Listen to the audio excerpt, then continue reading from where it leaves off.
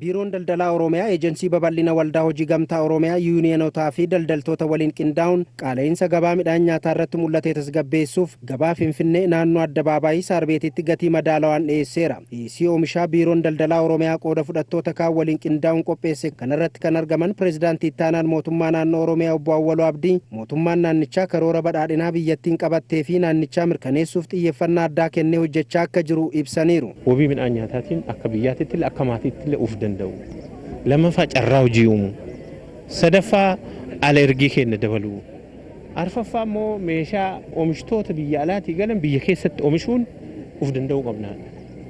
Kanaaf carraa qabna, qilleensa qabna, lafa qabna, tarsiimoo qabna, yaadama qabna, kaayoo qabna. Kana galmaan ga'uuf hojii hojjechaa turreedha jennee fudhachuu dandeenya. Kana milkeessuuf waggaa 3 arfan darban keessatti inisheetiivii garaagaraa fudhannee keessattuu inisheetiivii qamadii jallisii bonaatiin akkuma sinikaas 1700 jalqabnee amma miiliyoona 1.2 geennee jirra.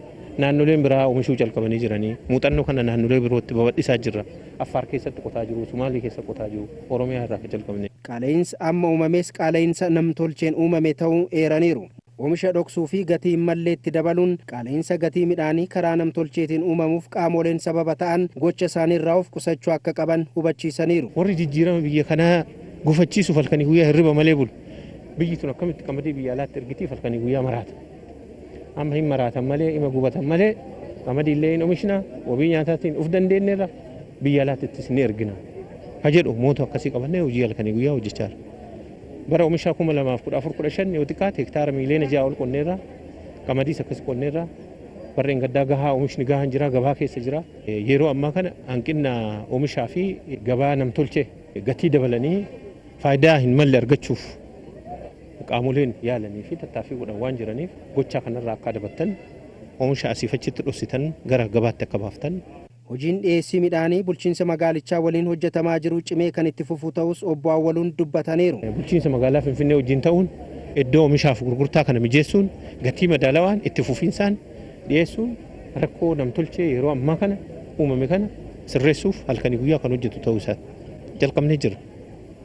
Asiin durallee itti fufiinsaan hojjechaa turreerra amma immoo cimsinee daran hanga rakkoo kana cimsinee keessaa baanutti hojii kana cimnee kan hojjennu ta'uu isaa carraa kanaan uummanni keenya oomisha keessan gara magaalaatti fiduun gatii madaalawaan akka dhiyeessitan jecha kanaan ala gochaan raawwatamu kamiyyuu madaalli kamiinuu fudhatama kan hin qabnee fi mootummaan dhimmoota kanneen seeraan alummaa as keessatti mul'atan dallaalota as keessatti gara mallee fayyadamuuf yaalii godhan kanneen tarkaanfii irra fudhachuun sirreessuuf yeroo kamuu caalaa kutatee kan hojjetu ta'uu isaa. Hoogganaan biiroo daldalaa Oromiyaa Obbo Daani'el Charnet qaala'insa gabaa namtolchee ittisuuf qooda fudhattoota waliin qindaa'uun gabaa Finfinneetiif midhaan kumtaala 22,000 ol gatii madaalawaan dhiyeessuu himan. Xaafiin naannoo kumtaala 2,100ti. Gatii madaalawaa yoo qarshii 5,600 irraa eegalee akka gurguramu akkasumas qamadiin naannoo kumtaala 5,000 olii qarshii 3,900 irraa eegalee akka inni gurguramuu qabuu fi boqqolloon kuntaalli 10,000 ol immoo qarshii 3,300 ol akkasumas kuduraaf muduraan gatii madaalawaa ta'eetiin oomishaaleen garaagaraa gatii madaalawaa ta'een akka dhiyaatuu fi yeroodhaa fi amma qaala'insi gabaa namoonni gatii sobaa moggaasan kun amma isaan gabaa keessaa harka isaanii sassaabbatanitti oomishni kun itti fufiinsaan kan dhiyaatuu fi gabaalee adda addaa keessattis bakka adda addaa keessattis oomishni kun kan dhiyaatu ta'uu isaati. Hoogganaa ittaanaan biiroo daldalaa magaalaa Finfinnee Obbo Biiniyaam Mikruu gama isaaniitiin gatii gabaa tasgabbeessuuf mootummaan naannoo Oromiyaa gatii madaalawaan oomisha dhiyeessuu isaatiif galateeffataniiru. የኦሮሚያ ክልላዊ መንግስትም ፈጣንና ቆራጥ የሆነ አመራር mootummaan naannoo Oromiyaa hooggansa cimaa kenneen oomisha hedduu kanneen akka xaafii, qamadii fi boqqolloo gatii madaalawaadhaan dhiyeesseera. Tumsa mootummaan naannichaa godheef mootummaa naannichaa fi uummata Oromoo galateeffachuun barbaada. Yuuniyonoonni oomisha dhiyeessaa jiranis itti fufiinsaan kan dhiyeessan ta'uu himan.